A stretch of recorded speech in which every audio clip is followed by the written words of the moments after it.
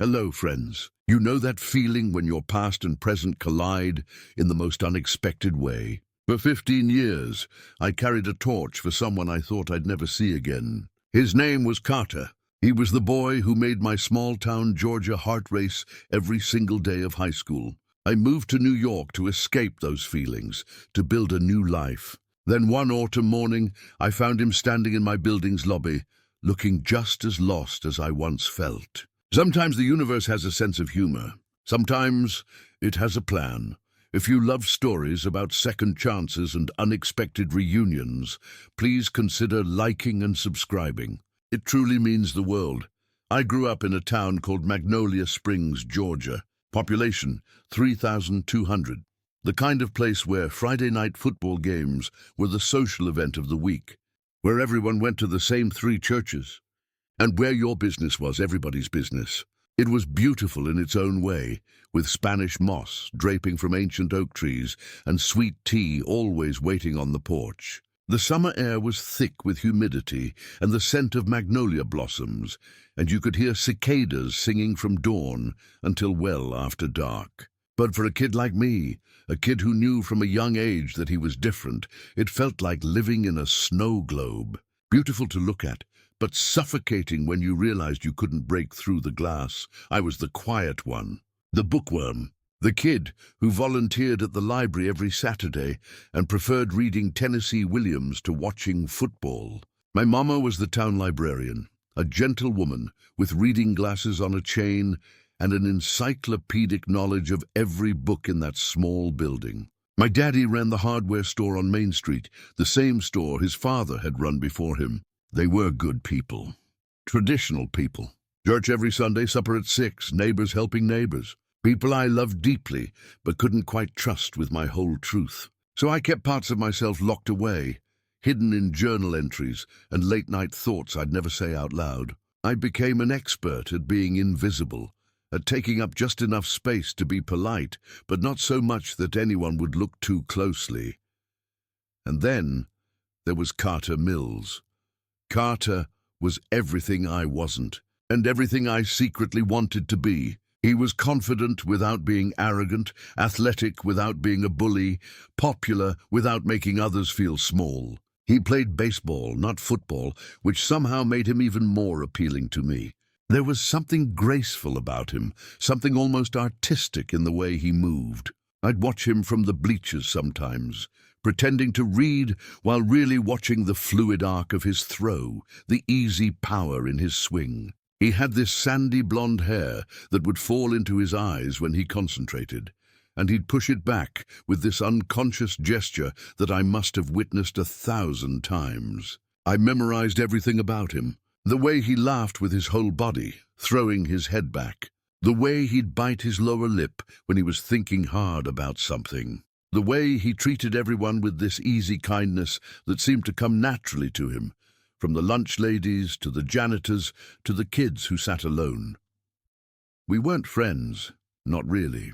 We existed in different solar systems, him at the bright center of the social universe and me orbiting somewhere in the outer darkness. But we had English class together junior year, and that's when my quiet, manageable crush became something bigger, something that felt like it might consume me entirely. Our teacher, Mrs. Patterson, a sharp-eyed woman who loved Southern literature with a fierce passion, paired us together for a project on Southern Gothic literature. I remember the day she announced the partnerships. My heart nearly stopped when she said our names together. Carter turned around in his seat and gave me that easy smile. "Guess we're partners," he said. "You're the smart one, right? I'm gonna need your help." For 3 weeks, Carter Mills sat in my living room, sprawled on our old floral couch, discussing Flannery O'Connor and William Faulkner with me. My mama would bring us sweet tea and homemade cookies, and she'd give me these knowing looks that made me blush. Carter was smart in a way that surprised me, thoughtful about themes and symbols. He wasn't just a jock going through the motions. He genuinely engaged with the material. He'd get passionate about a character's motivation, and his eyes would light up with this intellectual fire.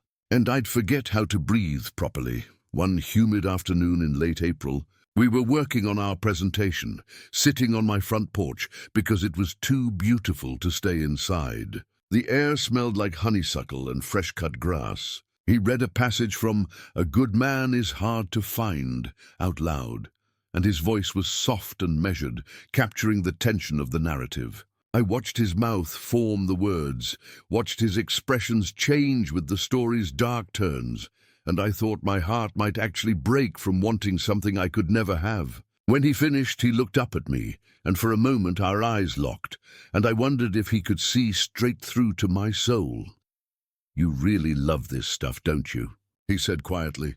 "I can see it in your face when we talk about these stories. It's like you come alive, like you're somewhere else entirely." I didn't know what to say. No one had ever really seen me like that before, paid enough attention to notice when I was passionate about something. I just nodded, feeling exposed and understood all at once.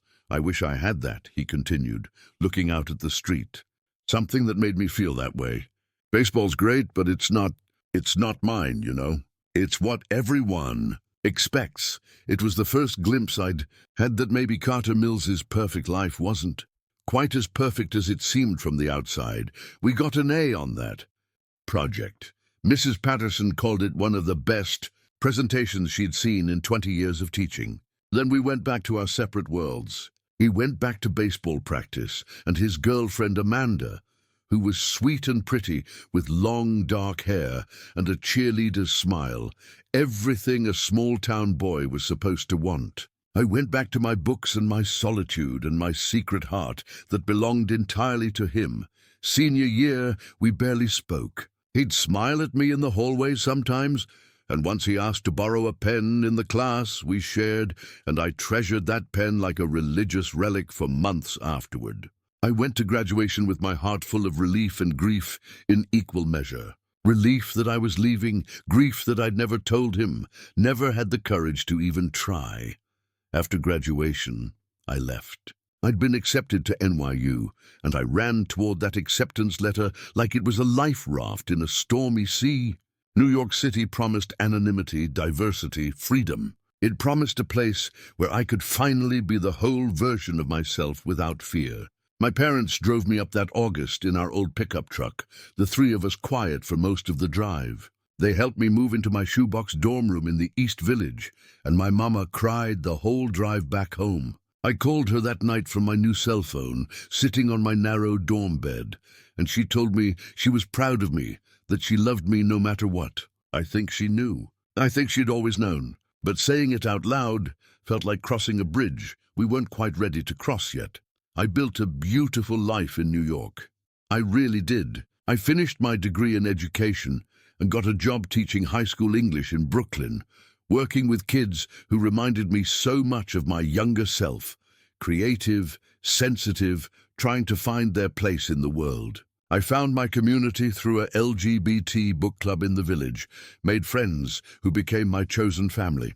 I came out properly at 23, first to my friends, then in a tearful phone call to my parents. Mama said she loved me. Daddy was quiet for a long time, then said he needed time to process. It took him 2 years, but eventually he came around. He called me one night and said simply, "You're my son." Nothing changes that. "I'm sorry I made you wait to hear it. I dated a few men. There was James, a graphic designer who broke my heart by moving to California. There was Robert, a lawyer I dated for 2 years before we realized we wanted different things from life.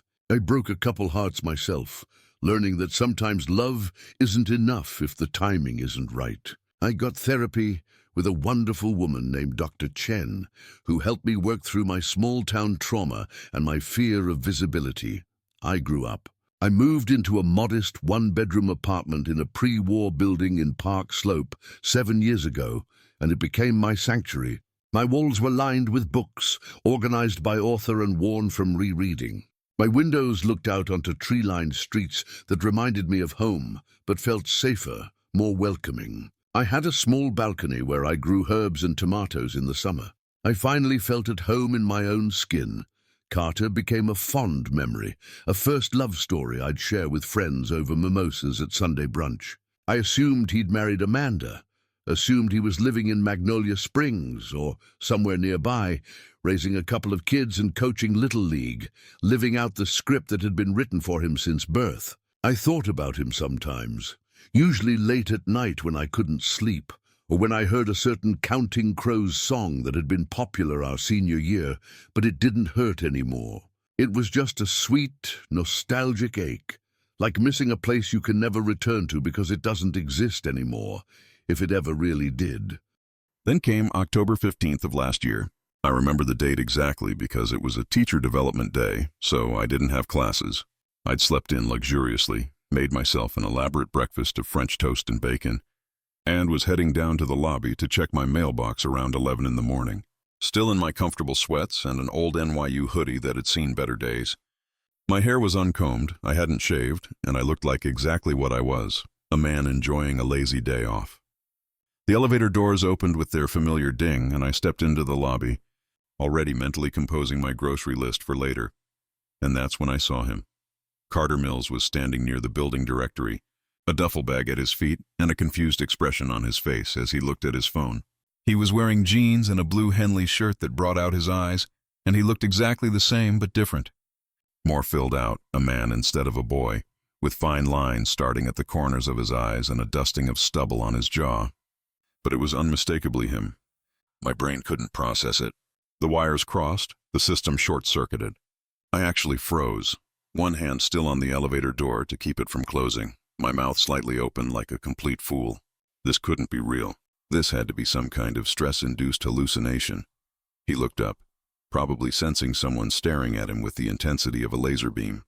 Our eyes met. For a second, there was no recognition on his face, and my heart sank into my stomach. Then his eyes widened, his mouth opened in surprise, and he said my name like a question and an answer all at once. Daniel. Daniel Foster? My name in his voice after 15 years. I thought I might actually faint. Carter? I managed to croak out. What?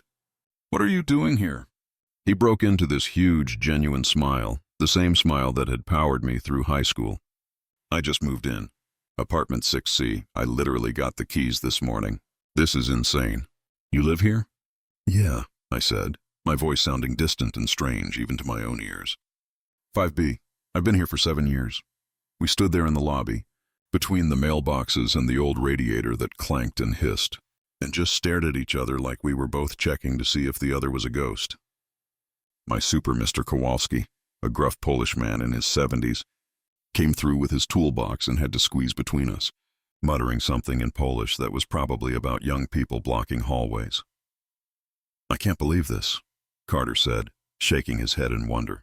Of all the buildings in all of New York, what brings you to the city? I asked, trying desperately to gather some composure, to act like a normal adult human having a normal conversation. Job, he said. I'm starting as an athletic coordinator at a prep school in Manhattan. I needed a change. Needed to get out of Georgia. Something flickered across his face when he said it, something that looked like pain or regret or loss. We exchanged numbers, our fingers fumbling with our phones. We promised to grab coffee and catch up properly. Then the moving truck pulled up outside and he had to go, and I escaped back to my apartment, where I proceeded to have what I can only describe as a complete emotional breakdown. I sat on my couch, staring at the wall, trying to process what had just happened. Then I called my best friend Marcus, my hands shaking. Remember Carter? I said when he picked up. The high school crush? The one I've told you about? He just moved into my building, like literally across the hall and one floor up. Marcus, bless his heart, just laughed, a deep, delighted sound. Well, the universe works in mysterious ways, baby. The question is, what are you going to do about it? I had absolutely no idea. That first coffee happened 2 days later at a little place on 7th Avenue. We sat across from each other in a corner booth, and it was awkward for exactly 5 minutes before we fell into conversation like no time had passed at all. Coffee turned into a 3-hour conversation that ranged from high school memories to our current lives. That turned into dinner the next week at a Thai place I loved. Dinner turned into him texting me on a Friday night saying he was going crazy in his apartment alone, and did I want to watch a movie? Within 2 weeks, we'd fallen into this easy, comfortable friendship that felt both brand new and like coming home to a place I'd been missing my entire life. He told me about his journey. He had gone to college in Alabama on a baseball scholarship, played for 4 years, got drafted to a minor league team. He played professionally for 3 years before a shoulder injury ended that dream. Then he came back to Georgia and started coaching at our old high school, teaching PE and history. He'd married Amanda, just like I'd assumed. They'd been together for 8 years, and the way he talked about it, I could hear the affection, but also a deep sadness. They'd tried for kids, it hadn't happened, and somewhere in there, the marriage had started to fracture. It ended 2 years ago, and the way he talked about it, I knew there was something he wasn't saying, some deeper truth beneath the surface. The divorce had been hard. He'd felt stuck in Magnolia Springs, felt like he was living someone else's life, following someone else's script. So when the job opportunity in New York came up through a college friend, he took it as a sign. He packed up his life, left everything familiar behind, and drove north to start over. He'd been in the city for exactly 3 days when we ran into each other. I told him about my life, too. I told him about NYU, about teaching, about my friends and my apartment, and the life I'd built brick by brick. And for the first time, I told someone from Magnolia Springs the whole truth. I told him I was gay. I watched his face carefully when I said it, looking for any sign of judgment or discomfort, ready to shut down if I saw it. He just nodded slowly, taking a sip of his beer, and said, "That makes sense. I'm glad you got out and got to be yourself, Daniel. You seem really happy, really settled in who you are. I envy that." "I am happy," I said. And I meant it, even though having him sitting across from me was complicating that happiness in ways I couldn't quite name. We became inseparable. It was like making up for 15 years of not being real friends, of existing in parallel worlds. We'd grab breakfast before work at the diner on the corner, sitting in the same booth every time. We'd meet up after work and walk through Prospect Park, talking about our days, the challenging students, the small victories, the frustrations. He'd come over and we'd cook dinner together, neither of us particularly skilled, but having fun trying new recipes, laughing at our failures and celebrating our successes. He met my friends and they all loved him. Marcus pulled me aside one night after Carter had charmed everyone at a dinner party with stories about his disastrous first week teaching in New York. "You know he's into you, right?" Marcus said, his voice low and serious. I shook my head firmly. "He's straight, Marcus. He was married to a woman for 8 years. Marcus gave me a long, measured look. "Honey, I've been out and proud since I was 15 years old. I've spent my whole adult life reading people, figuring out who's safe and who's family. That man looks at you like you hung the moon and stars just for him. I'm just saying, don't dismiss it out of hand. But I was scared. Terrified, actually.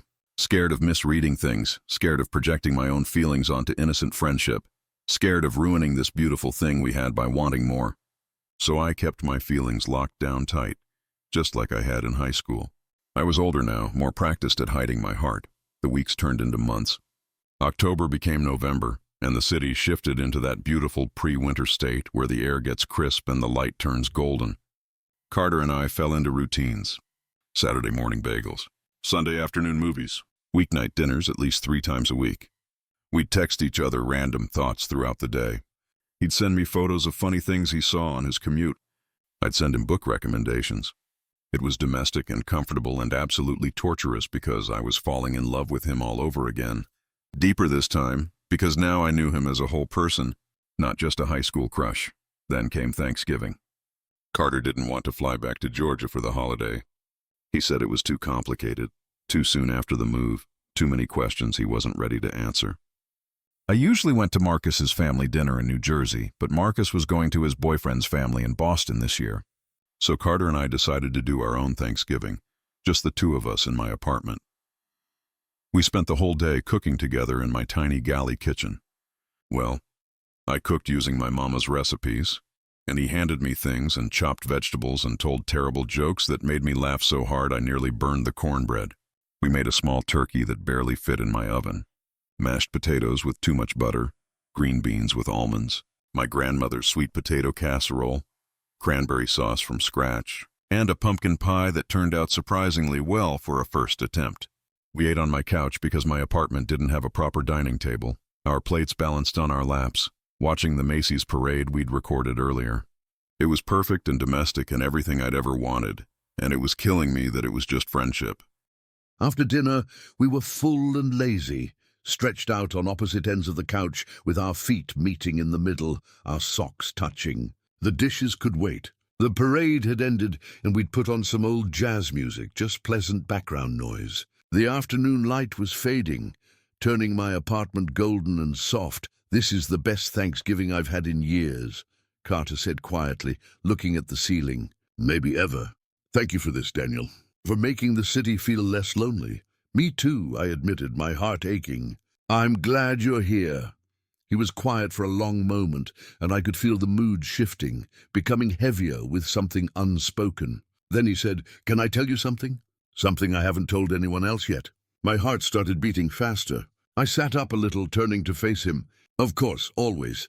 He sat up too, pulling his feet back and crossing his legs. He looked nervous, his hands fidgeting with the edge of a throw pillow, his eyes focused on his lap. "The reason Amanda and I divorced," he started, his voice careful and measured. "It wasn't just that we wanted different things, like I told you. That was true, but it wasn't the whole truth. The real reason was that I couldn't be what she needed, what she deserved. Because I was lying to both of us about who I was." He took a shaky breath and I watched his chest rise and fall. "I'm not straight, Daniel. I don't think I ever was. I tried so hard to be. God, I tried. I did everything right, everything I was supposed to do. I dated the right girl, married her, built the life I was supposed to want. But I was miserable. I was living in a cage I'd built for myself with my own hands. I couldn't breathe. The air had left the room. I just sat there, completely still, watching him. This man I'd loved since I was 16 years old, finally saying words I'd never let myself dream he might say. "I came out to Amanda about 3 years ago," he continued, the words coming faster now, like a dam breaking. "It was the hardest thing I've ever done." She was incredible about it, honestly. She was hurt, of course, and angry and sad, but she understood. She said she'd known something was off, that I was somewhere else, even when I was with her. We tried to make it work for a while, went to counseling, but eventually we both realized we were just holding each other back from finding real happiness. The divorce was as amicable as those things can be. But in Magnolia Springs, I couldn't stay after that. Everyone knew us as the golden couple. Everyone had opinions about what went wrong, about who was to blame. And I couldn't tell them the truth. I wasn't ready. I couldn't figure out who I actually was, underneath all those expectations and all those years of performance. So I ran, just like you did 15 years ago, Carter, I whispered, my voice thick with emotion I couldn't contain. He finally met my eyes, and I saw fear there and hope, and something that looked like desperation. And then I moved to New York, to this random building in Brooklyn that my friend recommended, and I found you here. And these past 2 months have been the happiest I've been in years, maybe ever, because I get to be myself with you. You make me feel like it's okay to just be me, with all my confusion and all my mess. You make me feel seen. And he paused, his voice breaking slightly. I need to know if there's any chance that you might feel the same way about me that I feel about you. Because, Daniel, I am so completely gone for you. I have been since we read Flannery O'Connor together in your living room when we were 17, and I didn't even understand what I was feeling. I just didn't have the words for it then. I didn't have permission to even think it. The world stopped. Everything I thought I knew about my life, about the past, about him, rearranged itself like a kaleidoscope turning. You knew back then? I asked, my voice barely a whisper. Not consciously, he said, shaking his head. But looking back now with clear eyes, yeah. I knew something was different about the way I felt around you. I looked forward to those afternoons working on that project more than anything else in my life. I'd make excuses to stay longer. When the project ended, I missed you so much it physically hurt. I'd see you in the hallways and want to talk to you, but I didn't know what to say. But I was so deep in denial, so committed to being who I thought I had to be, I just buried it all. Buried it for 15 years. Until I walked into this lobby 2 months ago and saw you standing there in your NYU hoodie, and it all came rushing back like a flood. I didn't have words. My brain had short-circuited entirely. So I did what felt right, what my heart was screaming at me to do. I closed the distance between us on that couch, and I kissed him. I kissed Carter Mills, the boy I'd loved in secret for so long, and he kissed me back like he'd been waiting his whole life for this moment. It was tentative at first, both of us scared and uncertain and hopeful all at once, but then it deepened into something real and right and absolutely perfect. His hand came up to cup my face, and mine tangled in his hair, and it felt like coming home and starting an adventure all at once. When we finally pulled apart, both of us breathing hard, he was smiling, his forehead resting against mine. "I've wanted to do that since October 15th, he whispered. "I've wanted to do that since junior year English," I whispered back. "Since the day you read Flannery O'Connor out loud, and I thought my heart would break from wanting you." We both started laughing. And then we were kissing again, making up for all those lost years. All that wasted time, the months that followed were like living in a dream I didn't want to wake up from. We took it slow, both of us aware that this was precious and worth protecting. Carter was navigating being out for the first time in his life, learning to hold a man's hand in public, learning to say, "my boyfriend," without his voice dropping to a whisper. I was learning to trust that this was real, that he wasn't going to wake up one day and decide it was all too hard, that I wasn't going to lose him. We went on proper dates. Dinner and a movie, Broadway shows, long walks across the Brooklyn Bridge at sunset.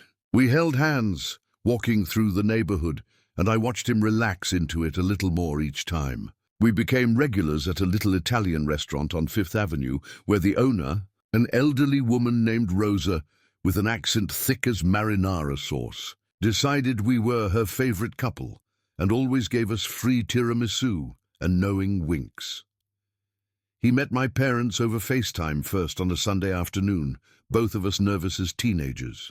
My mama took one look at him on the screen and her face just lit up. "It's so nice to meet you, Carter," she said warmly. "Daniel's told us so much about you." They came to visit for Christmas, staying in a hotel in Midtown, but spending most of their time at my apartment. My mama took one look at Carter helping me cook breakfast, the easy way we moved around each other in my small kitchen, and she pulled me aside when we were alone. "That's him, isn't it?" she said softly. "The boy you never talked about but I always knew about. The one who made you so sad senior year?" I nodded, tears springing to my eyes. She hugged me tight, and I smelled her familiar perfume, felt her familiar warmth. "I'm so glad you found each other, sweetheart. I'm so glad you both found your way home to yourselves and to each other." Carter's coming out to his family was harder. His parents were traditional Georgia folk, raised in the same conservative church culture that had shaped both of us. He told them over the phone in January, and it didn't go well. His mother cried. His father hung up. But Carter was patient and firm, calling every week, sending emails, refusing to hide or apologize. Slowly, painfully, they came around. His sister was his biggest champion from the start, calling me to say, "Thank you for making my brother genuinely smile for the first time in his life. Welcome to the family." One warm evening in May, we were up on the roof of our building. We'd discovered that the door was always unlocked, and it had become our spot, where we'd go to escape the city noise and just be together under whatever stars we could see through the light pollution. Carter had been quiet all day, and I could tell something was on his mind. We were lying on a blanket we'd brought up, looking at the sky. "What are you thinking about?" I asked, lacing my fingers through his. He smiled, that same smile that had undone me for 15 years, but softer now, more private, just for me. "I'm thinking about how I spent so much of my life running from who I was, running from feelings, running from truth, running from myself. And then I ran all the way to New York, thinking I was running toward something new. And I found everything I'd been running from, and everything I'd been running toward, all in the same place. In the same person." He turned to face me fully, propping himself up on one elbow. "I'm thinking about how I want to stop running. I want to build a life here. With you, if you'll have me." I felt tears prick my eyes. "Carter Mills, I've been yours since we were 17 years old, probably before that. I'm not going anywhere. He kissed me then, soft and sweet and full of promise, with the city lights twinkling around us and the future stretching out ahead of us, full of possibility. People sometimes ask me if I believe in fate, in destiny, in things being meant to be. I tell them I believe in choice. Carter and I both made the choice to leave Magnolia Springs, to build new lives, to be brave enough to be ourselves even when it was hard. But I also believe that some connections are too strong to stay buried forever. Some love stories just need time and distance and growth before they can finally, actually begin.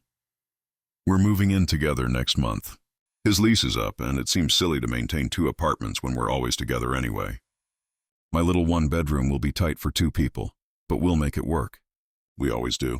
We're talking about getting a place with 2 bedrooms eventually, maybe in a couple years. One for us, one for an office where I can grade papers, and he can plan his coaching programs, sometimes late at night.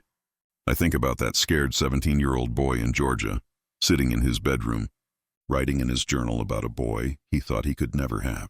I wish I could tell him that it's going to be okay, more than okay. That one day he'll be sitting in a Brooklyn apartment with that same boy, now a man, planning a future together.